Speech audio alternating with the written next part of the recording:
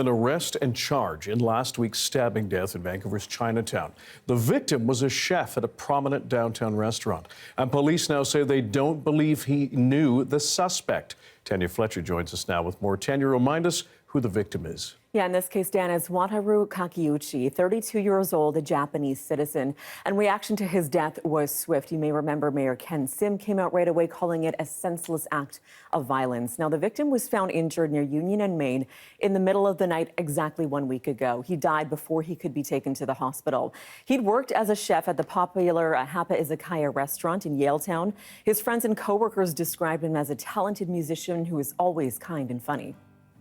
A guy that loved our city, our country.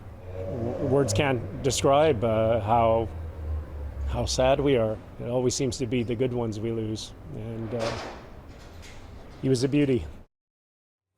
Now, within hours of Kakiuchi being identified as the victim, loved ones gathered at the scene of his stabbing for a vigil to honor and remember him. They say he had been waiting on a new work permit to continue working at that restaurant.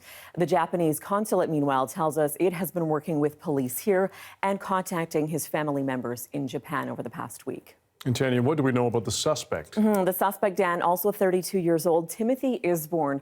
Police say he previously spent time in Alberta before coming to Vancouver in recent years, and he was arrested on the downtown east side on Monday, and now he's been charged with second-degree murder. Vancouver police say investigators have been working around the clock to solve this one. This was absolutely the highest priority investigation for the Vancouver Police Department. There was a murder that occurred in our community, and a suspect who was outstanding, suspect who had not been identified, and we understand that that leads to a significant amount of concern in the community. Now, police are still trying to figure out the motive here, but they are investigating this as a possible random attack since they don't believe the two knew each other in this case. Now, generally, second-degree murder is defined as a deliberate killing that takes place without planning. The suspect's first court appearance, Dan, is scheduled for June 20th. Tanya Fletcher reporting for us tonight. Thank you, Tanya.